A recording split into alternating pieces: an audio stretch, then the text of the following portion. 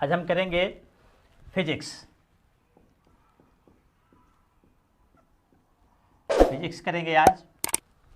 अभी तक आप मेरे चैनल को आप सब्सक्राइब नहीं किए हैं तो मेरे चैनल को सब्सक्राइब कर दीजिएगा। आज हम लेकर के आए हैं विराम। विराम इसे कहते हैं रेस्ट। विराम मतलब रेस्ट। यदि कोई वस्तु की स्थिति अन्य वस्तु के अपेक्षा समय के साथ नहीं बदलती है तो उस वस्तु को हम विराम में कहते हैं। यदि किसी वस्तु की स्थिति, इसका अगर हम परिभाषा कहें, यदि किसी वस्तु की स्थिति अन्य वस्तुओं की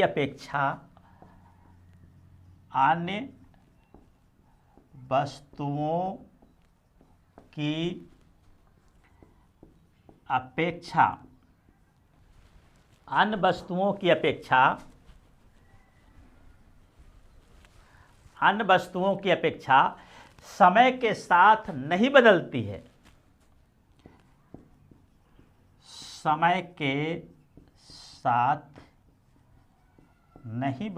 है, तब उसे विराम कहते हैं।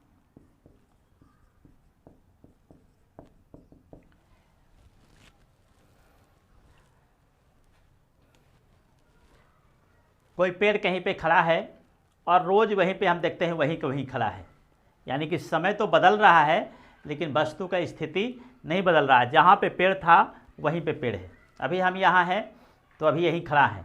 अगर अभी हुआ है 5:02 तो 5:03 में भी हम यहीं खड़ा हैं, 5:04 में भी हम यहीं खड़ा हैं। इसका मतलब हम कह सकते हैं कि हम विराम की स्थिति में हैं। चलिए, फिर इसके बाद है दूसरा है गति, मोशन। दूसरा है गति मोशन। बस सीधे इसका उल्टा। यदि किसी वस्तु की स्थिति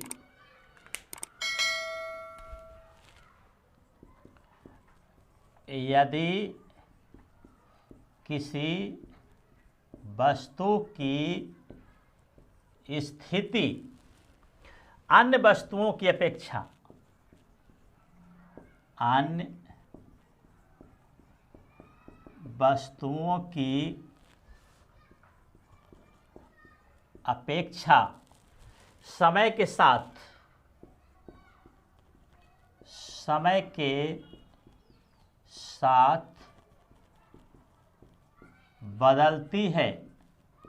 समय के साथ बदलती है, तब उसे गति में कहते हैं।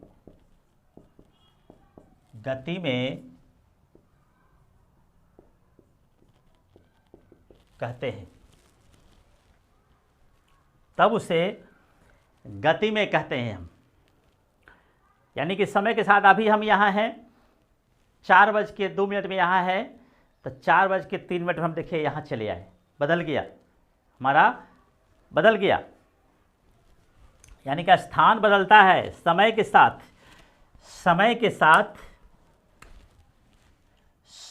साथ क्या बदलेगा? समय का साथ वस्तु की स्थिति बदल गया। समय के साथ वस्तु का स्थिति अगर बदल रहा है तब मोशन में है, और समय के साथ वस्तु की स्थिति नहीं बदलता है तब वो विराम में है। एक वस्तु अगर हम यहीं के यहीं खड़ा है तो विराम में है। अगर हम इसका समय के साथ बदल रहे हैं, कभी कभी वहाँ अगर बदल रहे हैं तो हम कहते हैं कि हम गति में हैं। अब हम कहते हैं गति 5 प्रकार के होता है। गति 5 प्रकार का होता है। 5 प्रकार का होता है। गति 5 प्रकार का होता है। सबसे पहले करते हैं रेखीय गति। पहला है रेखीय गति, रेखीय गति, इसे हम कहते हैं लीनियर मोशन। अंग्रेजी में इसे कहेंगे लीनियर मोशन, लीनियर मोशन। जब वस्तु सीधी रेखा में चलती है तब कहते हैं रेखीय गति। जब वस्तु सीधी रेखा में चलती है, सीधी रेखा में चलती है तो उसे रेखीय गति कहते हैं। रेखीय गति कहते हैं। जब वस्तु सीधी रेखा में चलते हैं तब उसे रेखीय गति कहते हैं। पहला इसका उदाहरण है बंदूक से छोड़ी गई गोली। बंदूक से छोड़ी गई गोली, बंदूक से छोड़ी गई गोली, ढलान पर नीचे सरकता बालक, ढलान पर नीचे सरकता बालक, ढलान पर नीचे सरकता बालक, सीधी सड़क पर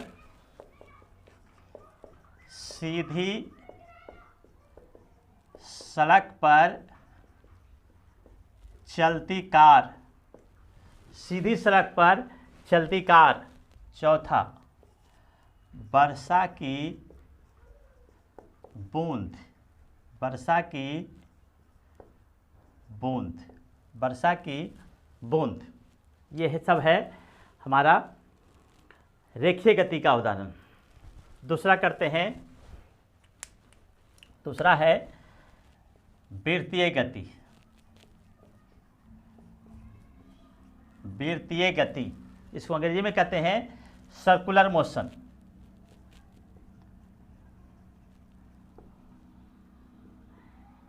सर्कुलर मोशन, वृत्तीय गति, इसको आप लोग नोट करते जाइएगा। वृत्तीय गति, इसे आप लोग नोट करते जाइएगा। इसमें वस्तु वृत्त पर चलती है। जब वस्तु वृत्त पर चलती है तब उसे वृत्तीय गति कहते हैं। गति कहते हैं, वृत्तीय गति कहते हैं। वृत्तीय गति मतलब ही है, वृत्त मतलब सर्किल, यानी ये सर्किल से संबंधित है, वृत्त से संबंधित है, तभी से हम इसका उदाहरण है, इसका उदाहरण, पहला उदाहरण हमारा सूर्य के चारों ओर पृथ्वी की गति। पहला है सूर्य के चारों तरफ पृथ्वी की गति। सूर्य के चारों तरफ पृथ्वी की गति, पृथ्वी के चारों तरफ, पृथ्वी के चारों तरफ चंद्रमा की गति। पृथ्वी के चारों तरफ चंद्रमा की गति।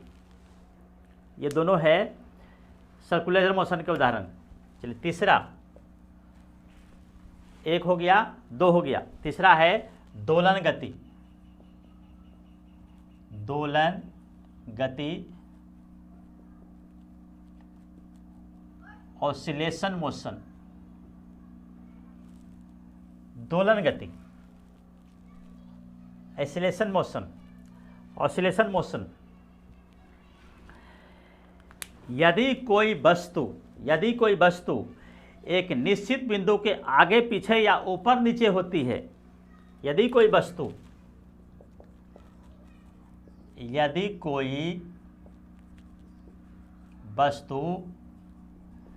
किसी निश्चित बिंदु के बिंदु के आगे पीछे या ऊपर नीचे होती है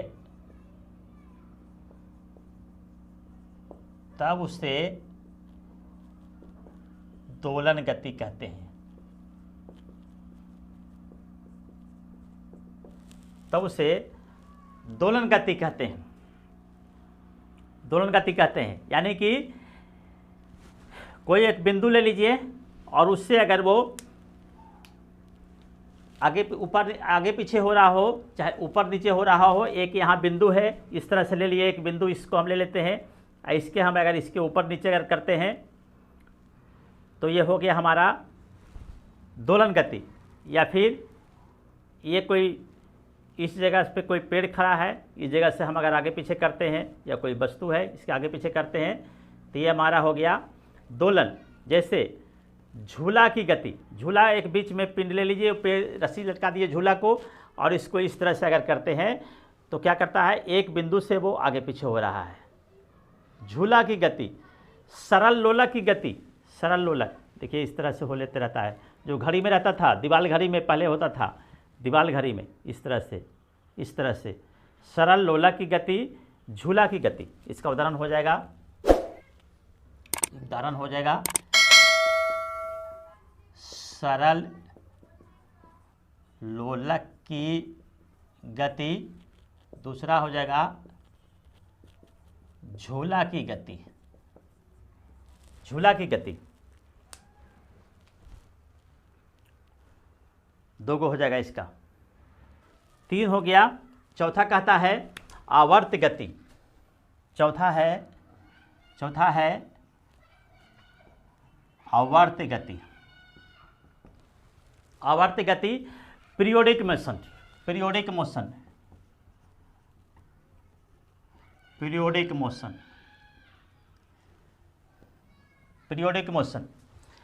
जब कोई पिंड एक निश्चित समय, आप देखिए यहाँ समय लग गया, एक निश्चित समय के बाद अपनी गति को दोहराती है। जब कोई वस्तु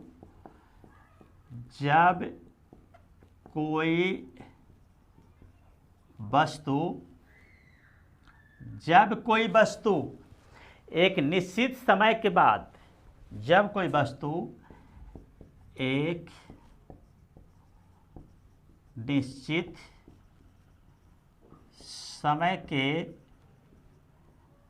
समय के बाद अपनी गति को दोहराती है,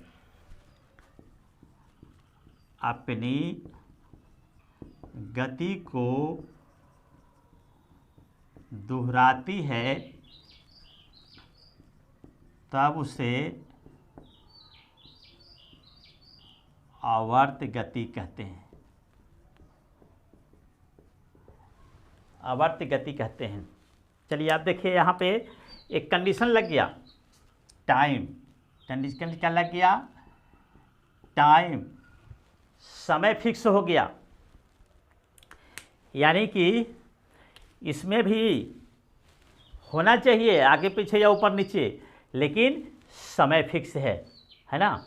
अगर कोई बस, हम अपने गांव में उदाहरण लेते हैं, कोई बस अपनी समय से आती है, अगर रोज़ आती है उसी समय से 10 बजे के 5 मिनट में अगर किसी बस का समय है या ट्रेन का समय है, तो रोज़ 10 बज के 5 मिनट पर आती है, तब उसे हम पीरियोडिक मोशन कह सकते हैं। इसका उदाहरण झूले की गति। यहाँ भी झूले की गति हो जाएगा, लेकिन शर्त है कि झूला की गति समय से हो जाना चाहिए, यानी कि झूला की गति। इसका भी उदाहरण हो जाएगा। सिलाई मशीन के सुई की गति। सिलाई मशीन की सुई की गति। सिलाई मशीन की सुई देखिए हमेशा वो ऊपर नीचे होता है, एकदम फिक्स टाइम। अगर फिक्स टाइम नहीं रहेगा तो फिर सिलाई का टोप आगे पीछे हो जाएगा ना। सिलाई के टोप पे अगर कहीं देखते हैं हम लोग सिलाई करते हैं तो कहीं इतना दूरी पर हो जाएगा, नहीं तो इतना दूरी पर हो जाएगा, हमेशा एकदम बराबर होता है। अगर ज़्यादा समय में होगा तो कहीं ऐसे हो जाएगा, तो कहीं ऐसे हो जाएगा, तो कहीं ऐसे हो जाएगा, तो कहीं ऐसे हो जाएगा। इसलिए सिलाई मशीन की सुई की गति। इसके बाद है पेंडुलम की गति, तीसरा पेंडुलम की गति। पेंडुलम भी अगर समय से आगे पीछे नहीं होगा तो क्या होगा, हमारा घड़ी स्लो हो जाएगा या फास्ट हो जाएगा, इसलिए पेंडुलम की गति भी है। चलिए आप समझ गए आवर्ती गति। आवर्ती गति और दोलन गति में एक अंतर है कि यहाँ समय का कोई कंडीशन नहीं है और यहाँ समय का कंडीशन लग गया। समय का कंडीशन लग गया तो हो जाएगा पीरियोडिक। आप लोग परीक्षा में अगर कंपटीशन में पूछता है तो देखिएगा, अगर आवर्ती समय का कंडीशन लगा दिया तो हो जाएगा पीरियोडिक मोशन, अगर समय का कंडीशन नहीं लगाया तो ऑसिलेशन मोशन, दोलन गति। चलिए लास्ट पांचवा करते हैं, अनियमित गति।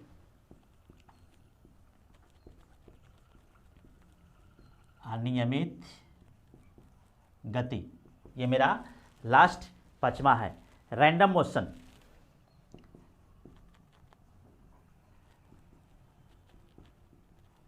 रैंडम मोशन, रैंडम मोशन जब पिंड एक खास दिशा में नहीं रहता है, जब पिंड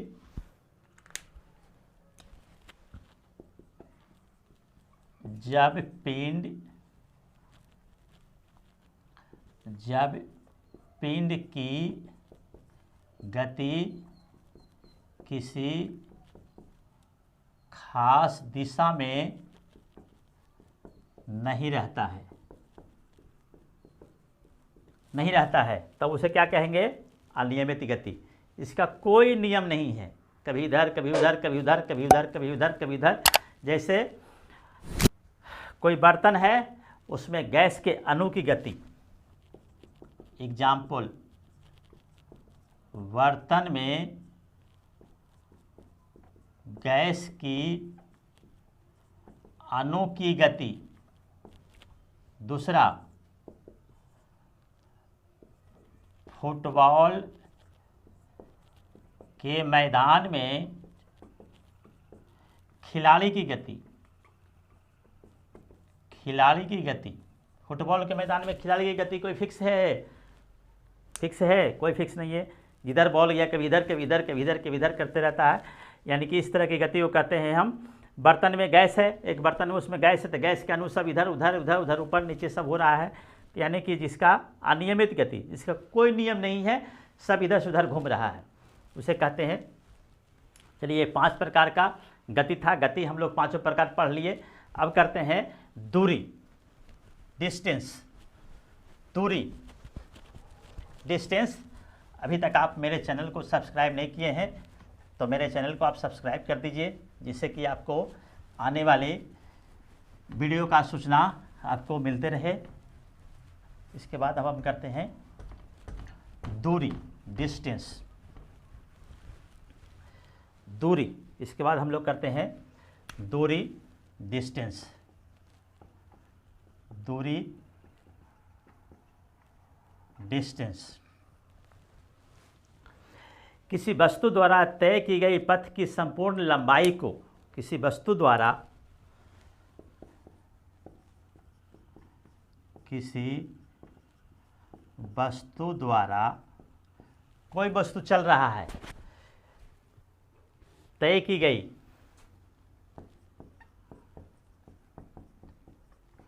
किसी वस्तु द्वारा तय की गई पथ की संपूर्ण लंबाई,